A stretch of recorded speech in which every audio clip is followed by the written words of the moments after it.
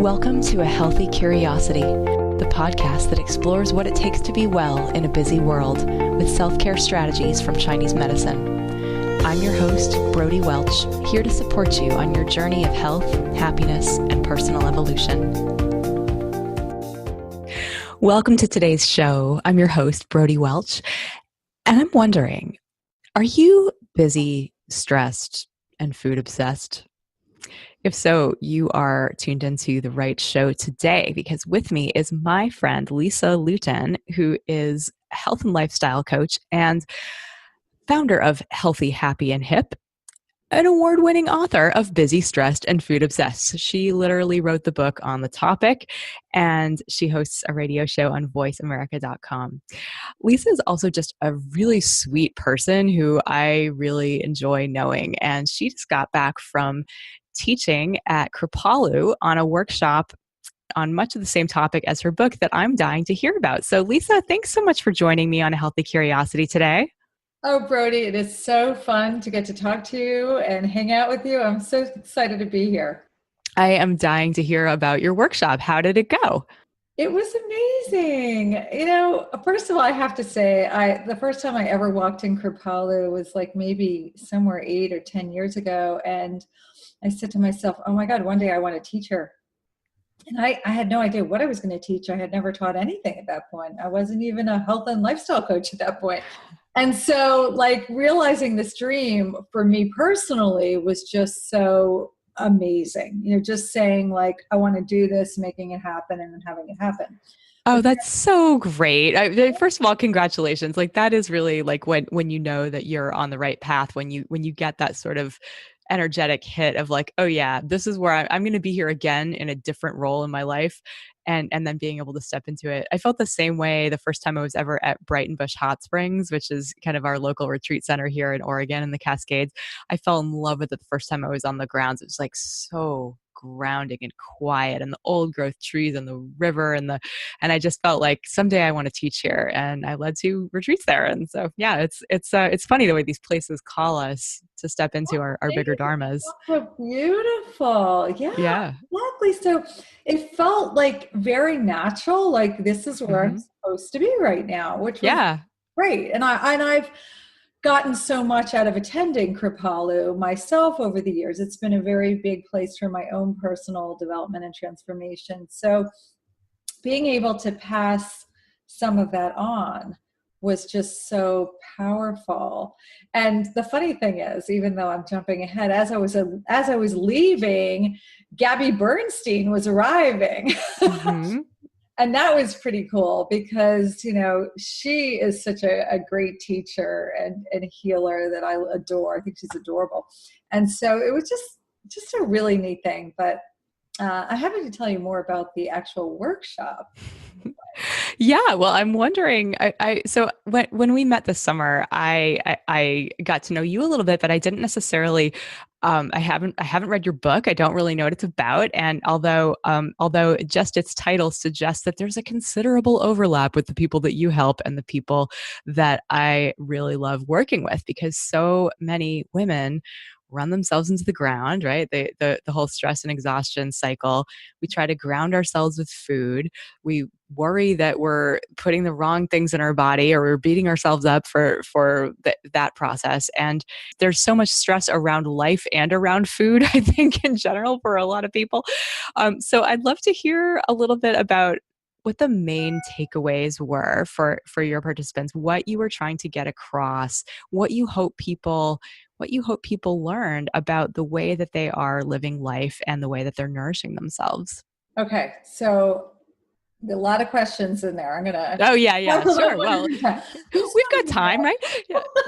Just so you know, my background. Long story short, I was a tech entrepreneur in my first life, and I crashed and burned in a really ugly way. So I lived this, and I'm like the "don't let this happen to you" story. You know, so I can really understand what all these women are feeling, that we're feeling like we just don't even have a choice, you know, in all of this.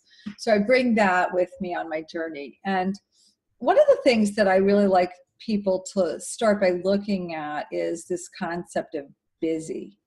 and it all starts from that first conversation. Hey, how are you? I'm busy. Wait, I'm busy. You're busy. And you're immediately, instead of coming together in connection, you're almost setting up this competition right from the start and Oh, it's bragging rights, right? Like, oh, I'm more exhausted than you. I stayed up later, or there is these subtle ways that, yeah, instead of creating connection, that we're creating separation, or feeling like we're the only ones that have it quite this bad. Exactly. And it's our busy badge of honor. And we're not even saying hello anymore. I think the number one response now is I'm busy, and it doesn't make us feel very good. Oh, it makes us feel like, am I wasting your time? Am I not good enough? It just gets this whole dialogue going that we're not even aware of from the moment we are with somebody, which is the opposite of what we were trying to do when we got together with this person in the first place. So I think being aware of that language around the word busy is super important. And then I really like people to take a look, why are you so busy? Do you have to be busy? Do you want to be busy? Or do you feel you should be busy? And I'll break that down a little bit. We have a lot of have to do's. We have to do the laundry. We have to go to work. We have to do a lot of things in our life. right. Very few of us have a life of absolute leisure. There are definitely have tos that we come across. Right. Yeah. A lot of want to do's. We want to have some fun. We want to go on a vacation. We want to see our friends. There's we want to learn. There's a lot of great want to do's. And just the have to do's and the want to do's alone would give us a super busy life, right? Yes. But then absolutely. we throw in this other kind of shoulds. And this is this whole other category that I don't think people are really aware of, that we're using busyness to hide certain things about ourselves. For example, busyness can give us a sense of worthiness. Oh, yeah, absolutely. I feel like, in my circles, I call that yang addiction, right? That we get so attached to the speed and the pace, and we identify so much with what we're doing that we don't really value just being in our lives, just enjoying the moment. If we're not getting anything done, we don't feel like a lot of people don't feel like they have the right to just be, because well, what if I'm not doing something? That's where self-worth comes from, is by giving to other people or by being productive in our jobs. Totally. Exactly. And also well, maybe I'm boring if I'm not doing a lot of things. We kind of can define ourselves by these things that we're participating in, as opposed to just who we are as a person. That goes way back. I am remembering with great loathing those things that they have kids do in elementary school, where it's describe in pictorial form who you are, and the kids are putting pictures of their activities, and it always, even at a young age, it struck me as wrong. It's no, these are just things I'm doing right now. They're not who I am, and there's a difference there. Well, you were ahead of the game, because I think I was the opposite. I saw all these kids doing, they were athletes and musicians and dancers, and I didn't feel like I was good at anything. So I thought, I must be boring if I'm not good at anything. So I better start doing things to make me interesting. And that was the roots of my busyness. I was oh, if I keep doing things, not only I'm interested and interesting, but that leads to number two, I'm distracting my feelings of unworthiness. And so busyness becomes a major form of distraction. We don't want to deal with what's really going on in our lives. We just keep moving. Oh, work is so convenient. Let me tell you, when I first became a step parent, I would go back to work after dinner because it was work was my refuge from this new challenge of trying to be a stepmom, when I didn't feel like I knew what I was doing, or I was scared of being rejected, or that, just all that stuff. It was work, doing more stuff even after my day of doing was a bit of a safe haven, and yeah, it essentially cut me off from the other aspects of my humanity, for example, the parenting, but also just sitting on the couch doing nothing, also just being. And yeah, it really is more comfortable to be occupied, because if you get quiet, then right, your shit can come up. Exactly. Which is exactly what we want to happen, but right. Not always comfortable. Yeah, it's very uncomfortable, and people are afraid of it. But then it goes to the last thing, and you kind of touched on this before, is like many of us have become adrenaline junkies, that Yeah. even when we have the time to be not busy, we don't remember how. So true. I feel like the first day of vacation is always like that. Like just my mind is constantly flipping towards what needs to be done. It's so habituated to thinking mode and doing mode that it's really hard to be in the moment until like it takes me a little while before I can really arrive and get there. Totally. It usually takes a few days, not even just one day. Like usually by the time it happens, you're ready to come home. Yeah. Yeah, exactly. And then you need a vacation again from the vacation. So those are some of the things, looking at, why we're so busy. And then we kind of look at, well, what is that doing? What is the price you're paying for that? And there's some obvious ones like stress. You're living in this stress mode, and which can lead to sickness, injury, weight gain, you name it. Like it can lead to just about everything, the power of Yeah. stress.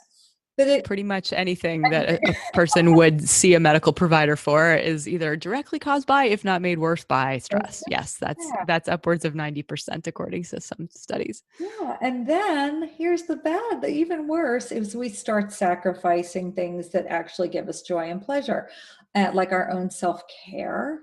Like, Mm-hmm. oh, I'm so busy, I don't have time to go to the gym, or who has time to make a healthy meal? You've heard that before, right? If I hadn't heard that before, I wouldn't be doing what I'm doing now, which is convincing women that they have the right to be at the top of their to-do list, and that these essentials of self-care is actually the most important lever we have in dealing with health issues, and allows us to show up for the people in our lives and the world at large with that much more presence and centered strength. So well said. So well said. And the other thing is that we feel guilty then when we make time for pleasure.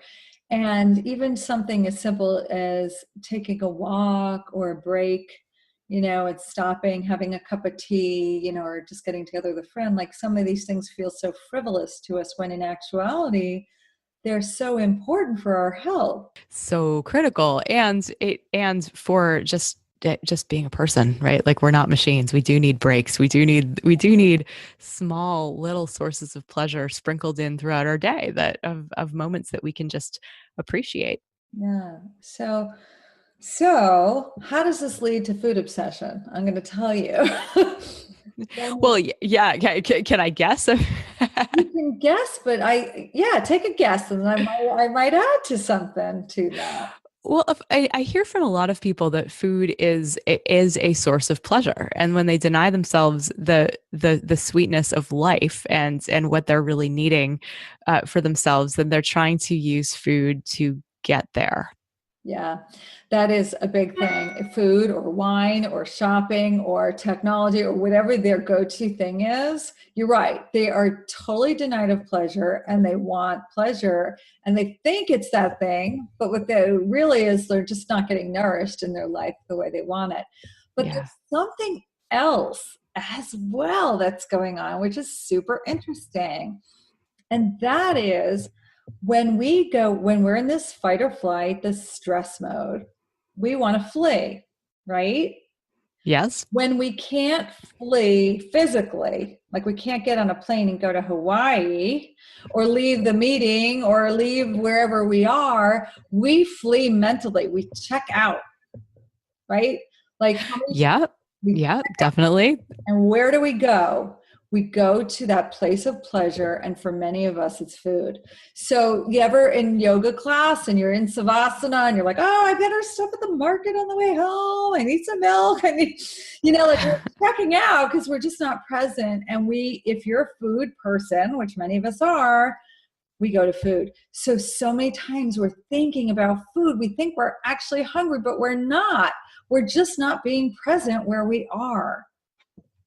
So interesting. So if you catch yourself planning food in advance, like I know a lot of people we have these busy lives. We're trying to take care of ourselves. Surely it's not a bad thing to think about when you're going to prepare food. Right. It's not a bad thing, but there's a Mm-hmm. balance. If you find yourself like literally thinking about food all day long, it's not that you're hungry. It's that something in your life is out of whack. Oh, yeah, absolutely. Absolutely. So do you feel like it's a sheer quantity thing, like paying attention to how often one is thinking about food, or the circumstance in which we find ourselves thinking about food? Well, it's a great question because we have a problem. We have to eat. And, Yes. and as women, we're the ones making the food, buying the food, wrapping up the leftovers, making the school lunches. Like we're around food all the time, right? Mm-hmm. And then you throw in that we're living in the age of food porn, where you look on Instagram and Facebook and you see the most amazing, delicious looking food you've ever seen in your life. And there's these cookbooks out there that are on the bestseller list because they have photographs of food. So food is everywhere. So it's kind of hard not to be thinking about food, right? Yes, and it's also one of those things where, where people who have issues with drugs or alcohol can simply abstain from those things, but if you have an issue with food, you can't exactly just not eat. Like it's not really an option. It's not an option, so it's really tricky. So there's different ways you have to look at it. You have to understand yourself as an eater. Am I really hungry? Like what's really going on? You have to start understanding what's going on around you. And then it gets into some of this like kind of, observing your thoughts. And that's why I think meditation is such a great tool. So when we can start looking at our thoughts rather than believing our thoughts, we can learn so much about what's really going on with ourselves. And it's a fascinating process. I love helping people with this stuff. Yeah, that what you just said about meditation, it's like meditation really is the habit interrupter. If you can catch yourself and observing what you're thinking without biting the hook and going down that usual pathway, that you're really onto something. Like that, just that's often the key to being able to make a different choice. What you just said, I wanted to loop back to though, about hunger. What are your favorite ways of helping people discern true hunger from just kind of a mental thinking about food and thinking that we're hungry? Well, I say that we eat for three reasons: hunger, habit, or trigger.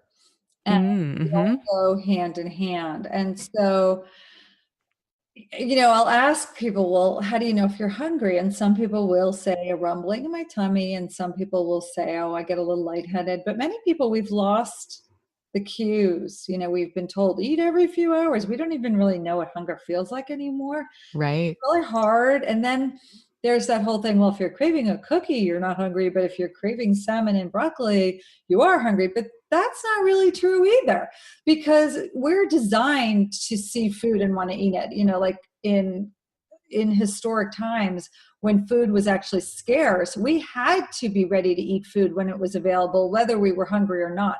So we just look at food and our body just prepares itself to want it, even if we're really not hungry, because it's saving it for famine, or some other.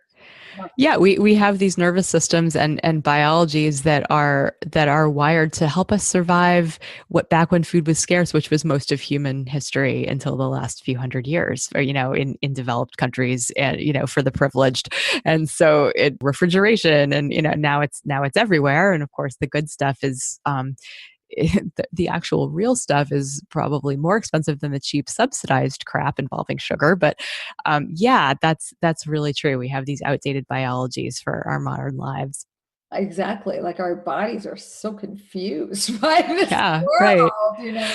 If someone is not habitually getting hungry, that it sounds like that you would recommend that they try spacing out, like not eating so often and just seeing if they can get in touch with what it feels like to be biologically hungry. That's one thing, but they also have to understand their habits and their triggers. Yeah. Yeah. So a habit might be something as simple as every day at 4 o'clock, I crave a cookie or a glass of wine. And if you have that thing every day for a couple of days, you quickly will crave that, out of a habit. Not to mention the sugar and the alcohol. That's a trigger. But if you replace that cookie with a sandwich, you'd very quickly start craving a sandwich every day at that time. We are creatures of habit. And it goes deeper though, like on Thanksgiving, I might crave pecan pie. On Valentine's Day, I instantly crave a heart-shaped box of chocolates. Our minds kind of like to associate foods with different situations, and many times they are habits. So we have to understand, like, you go back to that restaurant. Every time I go to this restaurant, I crave this. Like, our minds are associating these food events. And so habits are super interesting to look at and understand. Am I craving this simply because this is what I've done every other time? Right? That's yeah, I've learned. I had this habit that was at least almost 30 years old, that every day in the morning, because my mom was a tea drinker for a lot of my life. And so in high school, I took to having black tea in the morning with milk and sugar, or with half and half and sugar, that kind of thing. And I kept that habit up like well past sometimes it would be the only sugar that I would eat all day, or the only caffeine that I would have all day. But it was just like, it was this morning ritual. And it wasn't until I did a detox for a few weeks where I was like, okay, I'm not giving this up forever. I'm just giving it up for a few weeks. But after the few weeks, I never went back. And it's like, and I tried, and like, it didn't even taste the same. And I was just thinking like, wow, like that was a massive trajectory change in terms of not, like now, like really not missing the sugar or caffeine, and starting the day in my natural energy, as opposed to it's something that was kind of jangly and everything like that. So just like sometimes, like, you just have to absolutely interrupt a habit in order to recognize that it's just a habit. And like a lot of times the mind is more attached to it than the body is. Such a great point. And that's a great lead in for the trigger. And I break triggers into emotional triggers and chemical triggers. So the caffeine and the sugar and some of the ingredients and cheese and alcohol, those are chemical triggers. Those are designed to make you want to eat more. And I love telling people it's not their fault that they can't stop. Like, these are highly addictive foods for many people, exactly. right? And sometimes you just got to get it out of your system completely. Like you said, disrupt it, so that you can not be craving it all the time. Yeah, no. So I know a lot of people, in terms of how long one might need to interrupt it. 3 days is the sugar time frame. Is that true in your experience? Oh, I do a lot of work getting people off sugar. I would say that 4 days. For the fourth day is the hump. After the hump, something big changes, and that is that you're still kind of craving it, but all of a sudden you can say no, and you're like surprising yourself. Whereas, if you're in that sugar zone and somebody offers you a cupcake, you're going to be like, okay, I'll have it, But after 4 days, you could say, no, I'm okay. Thank you. I don't want it. And after about 10 days, you don't even want it, which is shocking. You're like, So it is hard those first few days, but it's actually a life changer for people, like, so quickly. Absolutely. Do you feel like dairy is harder or easier than that? It really depends. Like, for me, dairy's not I'm more of a sugar person. So it's no big deal, but everybody has their thing. Like, some people it's tortilla chips, Yes. Some people it's wine, and wine not because of the alcohol, but wine because of the sugar. And many people think they have an alcohol problem, but they really have a sugar problem. So it's super interesting taking a break from something and seeing what it does to your body. I love running elimination programs also. I'm sure you do a lot of that as well. And just saying like, oh, I feel less bloated not eating dairy, or I feel less brain foggy not eating gluten. And it's not like I can't have it. I don't want to feel bad. No, it's just about understanding the true cost of what it is that you're eating, and being able to make an informed choice. Like, okay, if I feel into how this is going to make me feel 2 hours from now, 3 days from now, and what it's going to, what the multiplier effect, if I do this every day for the next rest of my life, then it's going to give me a very different body than if I were to forego this, if I were to make this change, not have it, and multiply that out. It's like it brings you to a very different place in terms of just what your biology is. Yeah, I love that, multiplying it out. That's so true. We don't think like that. We just think right now, I want it now. Yeah, exactly. Well, and just in terms of habits, is like the effective compound habit, I think, is the most important, one of the most important factors in our biology.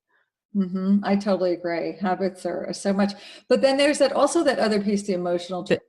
Exactly. Emotional triggers and physical triggers is what we were talking about. So and so emotional triggers don't mean they could be you're sad or angry, but it could be you're happy. It could be anything.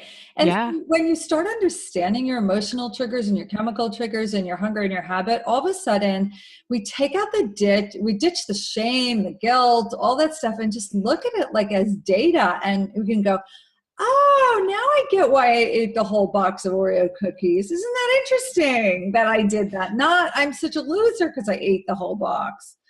And that's when you can start really making change and choice and pausing and saying, how do I want to feel? And then I love how you multiply it out. How do I want to change my life and live my life and feel good? We're going to take a little break from the show right now to bring you an exclusive inside scoop as to what it's like to participate in my self-care bootcamp transformational group, Level Up Your Life. I've got Celia here with me. She's gone through the course twice now, and she is signed up for the annual ticket for next year. Celia, thanks so much for joining me today. My pleasure. I'm very grateful to be here, Brody. Thinking back to before the first round of Level Up that you did, what were you struggling with? Well, I've been seeking for a while on a spiritual path. I've learned a lot over decades of various groups. But the thing that intrigued me the most when you first offered that you were putting forth this course was, do you want to have the support to do the things that you know to do? I have a pretty broad spectrum of ways I know how to take care of myself, but I wasn't always able to implement them. So I would go on spurts of great self-care and I would fall away from it. And though I am in other support groups and have been for many years, I'd never taken an online class. So I thought, well, I trust you as a guide because I've experienced so much through our one-on-one work that it absolutely intrigued me. I was faltering in many of my practices, also dealing with some physical challenges in my body temple. And I thought, well, this is right along the lines of what I want to do. I'm not trying to use the word. I want to up-level some of my practices. So even the name of the course just kind of gave me a little smile. So, do you mind sharing what physical challenges you were dealing with? Yes, I had been plagued by a bad case of plantar fasciitis and a bit of arthritis in my foot. I deal with the story around food. So I was looking to find more peace in my body temple and to nourish myself more mindfully, healthfully. Again, fits and starts of eating very well for a while and then not eating as well as I would prefer. That is always a big thing for me, to find some transformation in that area. Got it. So you had a whole big toolbox worth of tools that sometimes you were good about using and sometimes not. Exactly. Okay. Got it. And so what happens? How did you transform? First of all, it kind of blew my mind in both rounds that I could actually get over my technological fear and do this. And having been in in-person groups, as I'd mentioned, I found it quite wonderful to see everybody's faces and actually feel the connection. Now, I believe in the energetic connection of all of us, that we are all energetic beings. But to do an online course and see the people, and then there is, of course, the resonance of hearing other people that were struggling with the same thing I was, which I forgot to mention that I'm a tender of people. I give and take care of a lot of people. So, and that's the thing that historically trips you up, right? Is like that, yes, it is. Putting everybody else's needs before your own. Yes. Yes, it is. And you're in good company in this. Boy, is that ever the truth, right? Uh-huh. One of our members came up with the term that this is a course that fosters exquisite self-care. And I would add the adjective radical, exquisite self-care. So that, I would say, has been one of my biggest pieces, is that it is imperative that I put the tending of my mental, spiritual, and physical household first within me before I tend to my mother, who I am her tender, or my farm, my animals, my wife, the many beautiful souls that I get to be in service to. I have got to fill my own well first. And that's the biggest takeaway I've gotten.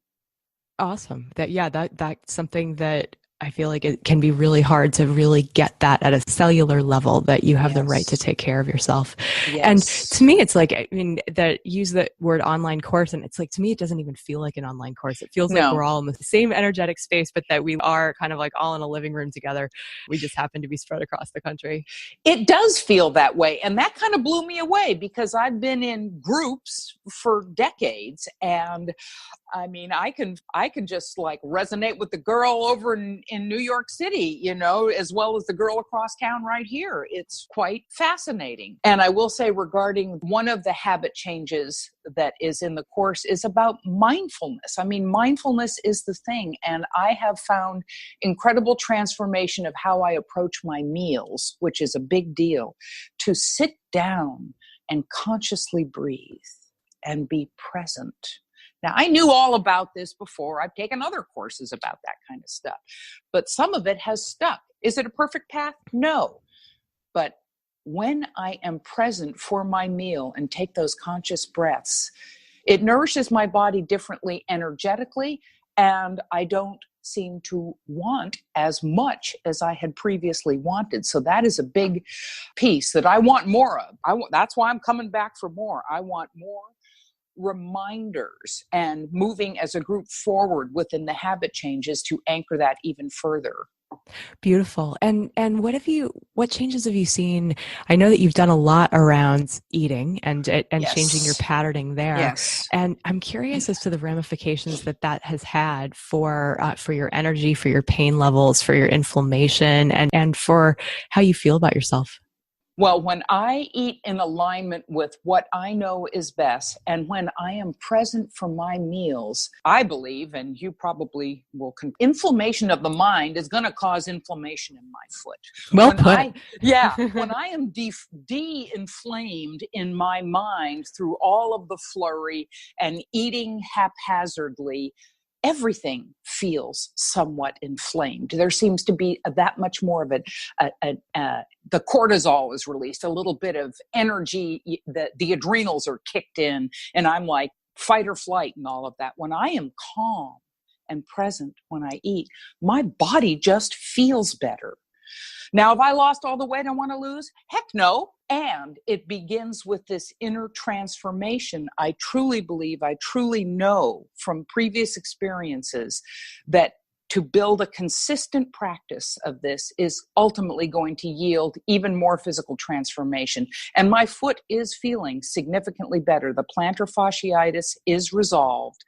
I want more radical self-care. I love it. I love it. And I'm so glad that you're a part of this group. 11 weeks is long enough for those habits for us to be exposed to them and to maybe make a micro shift in that direction.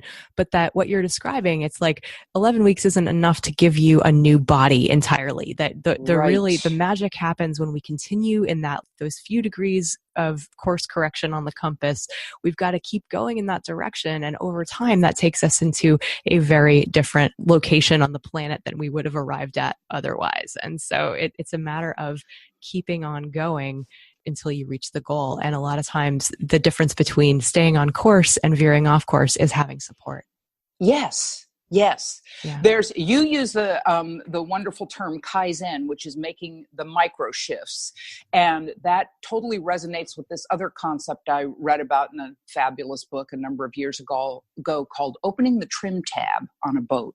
When you turn a mega ship around, the first thing they do before they turn the rudder is they open trim tabs, these little tiny things that start a micro shift in the turning of the ship before they turn the big rudder.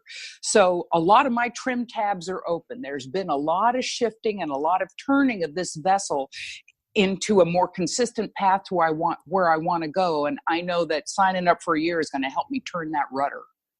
Especially because as we start to turn, we get to a point when we're starting to see a different horizon, and it's terrifying, right? Yes, like that it's like an affront to the whole way that we used to be in the world. And you look out over this scary unknown, and it's really tempting to just fall back on the familiar. And this is where I feel like, in my life at least, having other people to hold me accountable for, like, no, it's okay. It feels different and it feels scary, but actually this is good. This is a new thing. This is growth. That's true. Yeah, it is sometimes very uncomfortable to be the new and improved, empowered self, because the world has been trained by me rolling out the red carpet for every Tom, Dick, and Harry. So, if I pull that carpet back in, people get a little curious as to what's going on. Yeah, exactly. But actually, you're just not open for business at that point. Yes. Wow, a boundary. Go figure. Yay, boundaries. So Celia, if you could go back and tell someone in your shoes, or maybe even tell yourself before you entered this program, what would you say to someone who is feeling that call to make a change, to really bridge that gap between what they know they need to be doing and actually doing it? What would you say to help them figure out whether or not to do it?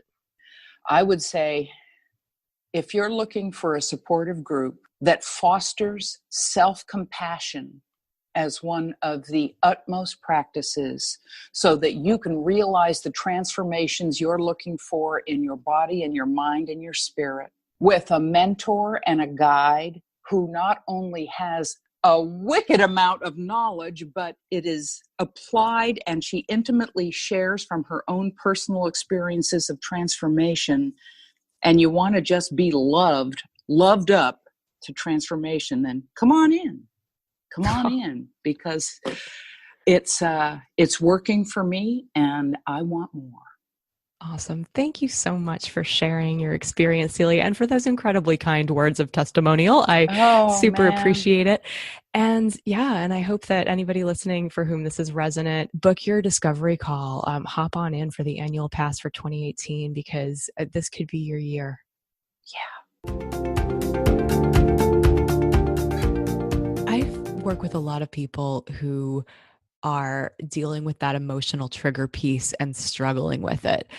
I know what my go-to recommendations are for that. A lot of times, like I'll have someone try to access, like, what are you actually feeling when you're drinking that third glass of wine, or when you're into that second bowl of ice cream, or when you're pulling into the drive-through. It's like, what if you can get in touch with the feeling, if the feeling is in fact the emotional trigger, that usually people have identified that it's something emotional, like some loneliness or sadness or something like that.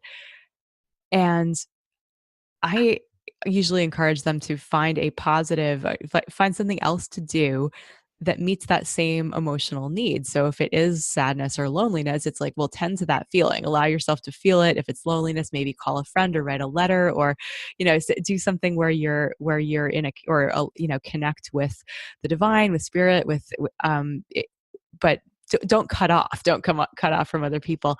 I'm wondering what your suggestions are, or how you help someone find a positive swap instead of using food for those emotional triggers. Well, I love everything you said, and I agree with all those things as well. And I think I would add one more thing, is I really love when people can start connecting the mind and the body and noticing the sensation in the body.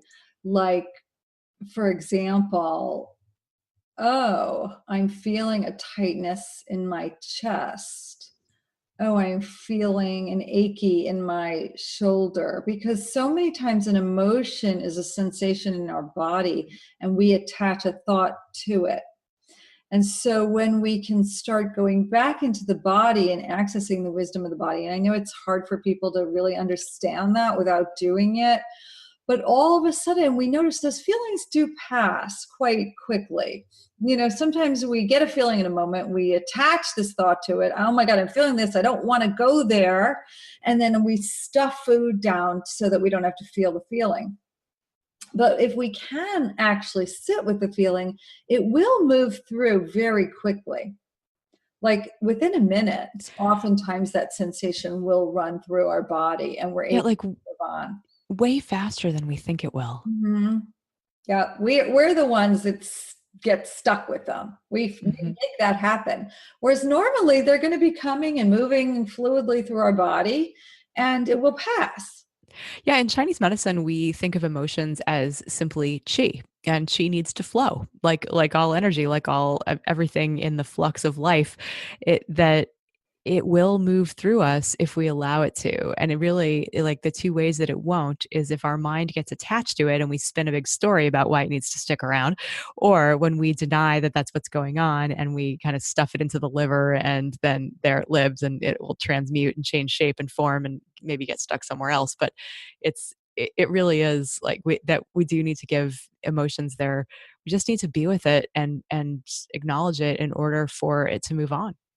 It's funny because I know that people hear that all the time, but I never really understand, if you come down to it, so many people are afraid of their own emotions, right? And when you can just let that go and kind of say, bring it on, bring it on, and just go, okay, I think I'm a loser, whatever it is, or it all comes down to one thing. If you break it down, it all comes down to self-love and worthiness, no matter what your issue is. You break it down, it's going to come back to that you don't feel worthy and there's not enough self-love. And so if we know that, we know that right now, I'm just telling you all right now, explore it. Like, sit with it. Where's it coming from? What is this doing to you? And is it even true? Because so much of the stuff that we carry around with us, somebody said something to us when we were a kid and we decided that we were going to pack it in our suitcase and carry it on our back the rest of our life. But it's probably not even true. And it probably never was. And even if it was, it probably isn't still true now. But until we take it out and look at it, it's just going to stay there in our back. Exactly. Right. That the unexamined material that weighs us down and keeps us feeling stuck. So, and it definitely takes work to dismantle that stuff. Like I know a lot of people that I work with, and myself included, I would put myself in this category, are not necessarily afraid to look at what that material is, but recognize like, well, there that is again. I thought I got rid of you, and like that there can be this lingering residue from those early messages, even when we know what they are, even when we shine our light of awareness on them, we can still be there that crops up from time to time. And I think that there is something to it being an ongoing practice of bringing yourself back to the present and reminding yourself of something that's more true than those early conditioned stories. And there's something fun I love to help to do with my clients to help them with this, like, that little inner critic voice in our head. Oh, don't I know it? Yes. Tell me, what do you do with it?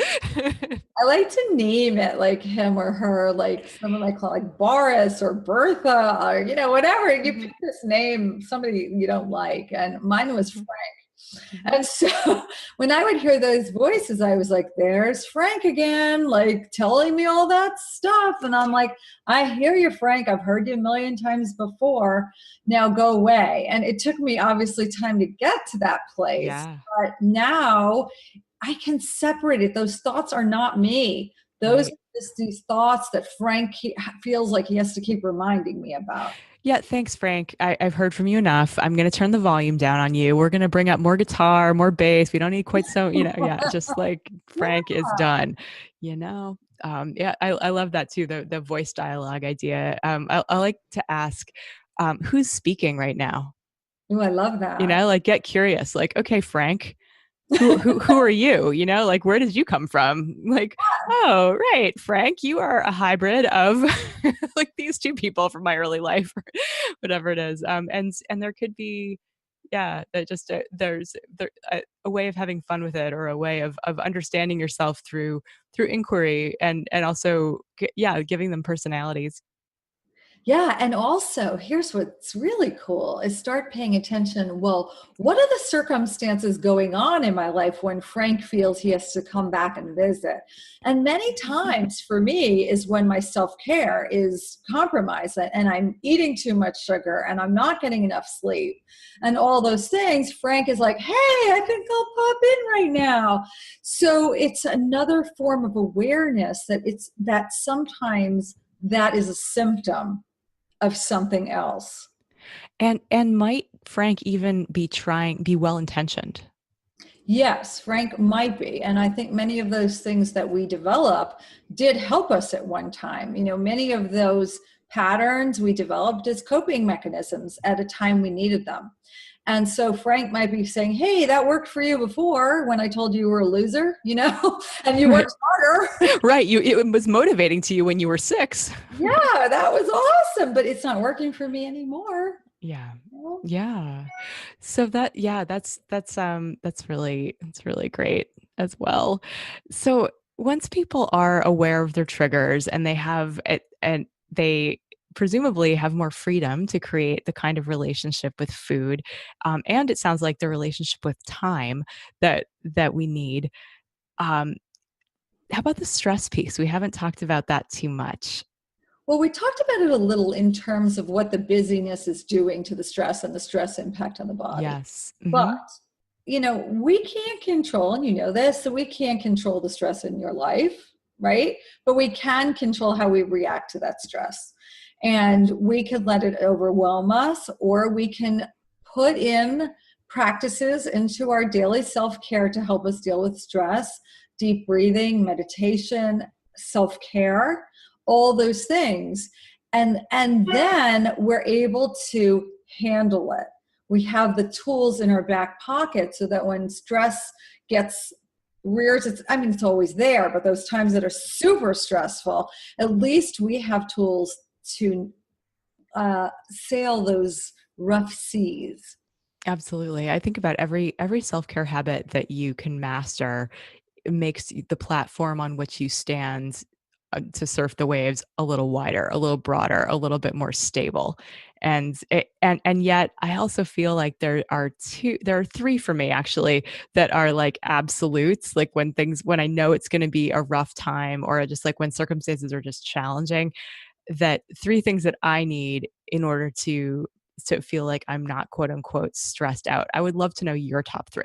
Oh, I want to know your 3 first. My 3 are exercise is massive for me. If I can move every day, if I can go outside and breathe and move, or even stay inside and breathe and move, I have so much more access to ease than I will otherwise. The other one is getting enough sleep. If I can get to bed early, if I can still make sleep a priority, and sleep isn't necessarily an easy thing to come by when you're stressed. So usually that means a dedicated, like if I can make sure I am taking a bath at 9:30 so that I can get to bed at 10, or like that kind of thing, that I handle life so much better on a good night's sleep. And the third is meditation.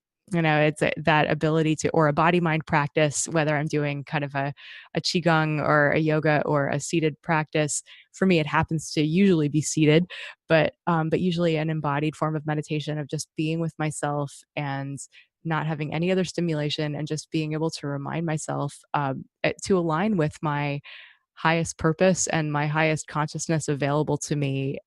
I tend to do a whole lot better keeping things in perspective, that like it's just life, like if I am aligned with love, if I'm aligned with giving my gift to the world and being of service, and grounded in my low abdomen, and lower dantian, if I can feel my heart center, if I can feel the center of my head, if then it's so much easier for me to come back there later on in the day when things get challenging, because I've primed the pump already. Like I've already been there once. And so it's so much easier to drop anchor and to kind of come home to myself in the present moment if I have had that rehearsal that takes place every morning.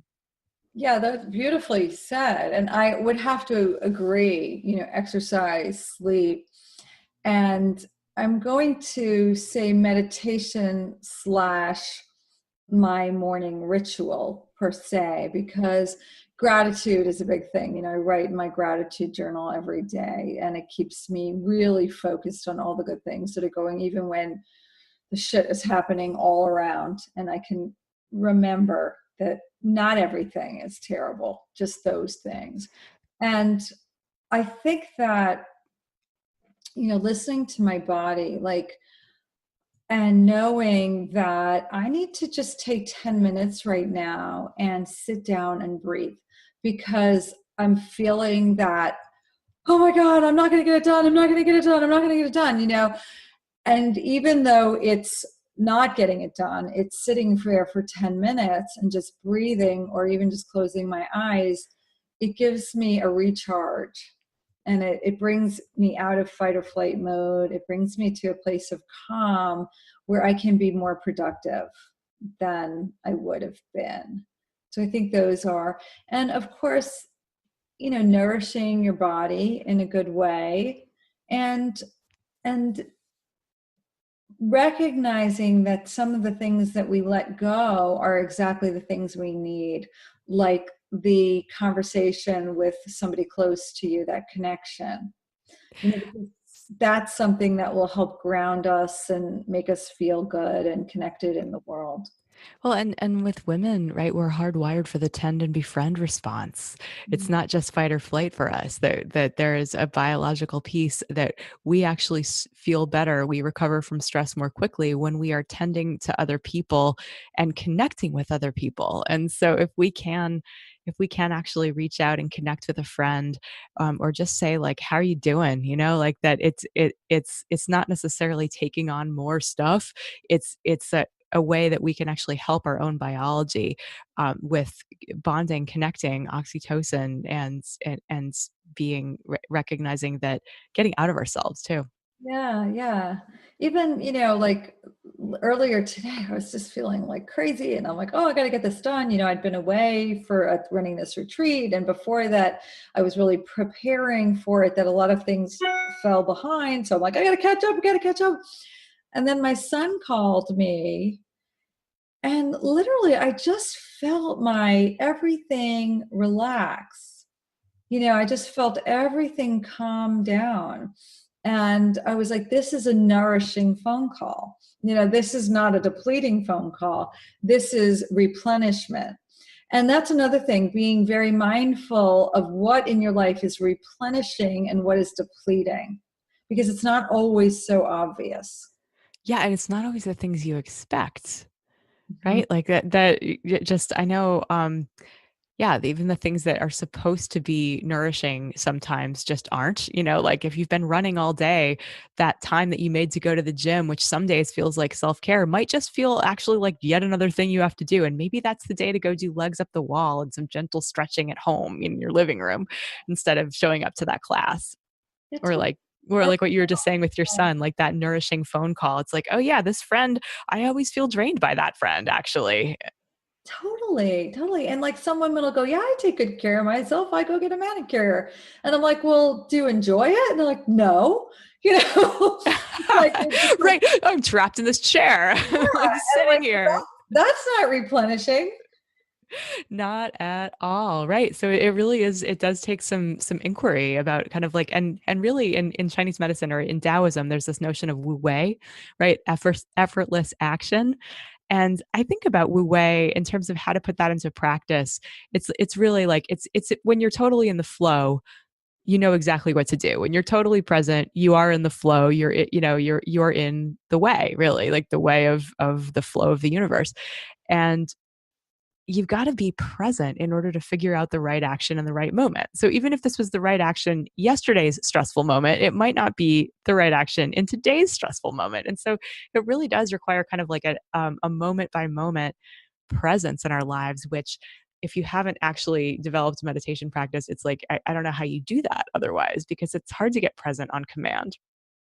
It is. It's very hard. And I think that not only when you start understanding that moment to moment, you can find moments of joy, amongst the moments of hell. So those times that you think everything's so terrible, if you really pay attention, there are lots of little bits of joy in there that you might be missing out on, and allowing yourself to enjoy those moments of joy. So it's really cool stuff, like getting into a meditation practice. People think it's just about relaxation. It's like, no way. That's just like the tip of the iceberg. Yeah. And waking up to the potential of fundamental consciousness is also pretty cool. Oh my God, tell me more. Yeah. I'm in a teacher certification program right now for this like non-dual realization consciousness kind of thing. But yeah, I'll be certified to teach it later on in a few months. So, but yeah, I'll certainly I'll practice on you sometime if you want. Oh, I'd love that. Yeah. Juicy. It sounds great. Yeah. Well, in a way, it's like, that notion that enlightenment or getting beyond your ego is something that involves transcending the body, or it involves another plane of existence, or and that can feel very far away. And the idea of using the body as a portal, using these sort of the energy centers of the body, or specific energy centers in the body to tune into by way of feeling ourselves not as matter and not as energy, but as consciousness itself, that infuses both the matter and the energy of who we are. And disentangling that, it's really hard to get wrapped up in self-worth issues if you realize that you're a part of all that is, and that there's something fundamental that never changes. Oh my God, I love that. I do too. Consciousness is interesting stuff. For sure. So you do a lot of interesting stuff, Lisa. You do coaching with people, you have online courses, you have workshops and retreats, you have a radio show. How can people connect with you if they want to do more things with you? Well, the easiest way is on my website. It's healthyhappyandhip.com. You spell it out, healthyhappyandhip.com. And that's the best way to reach me. Awesome. I'll make sure that gets into the show notes. Anything else that you want to share today? It's been so much fun reconnecting with you. I just want to say that Brody is one fun chick. That's what I want to say. I had such a blast getting to know Brody this summer in San Diego. And he was my first friend at a conference we were attending. And I was so appreciative when she came over and sat down next to me. And so this is super fun to be doing this today.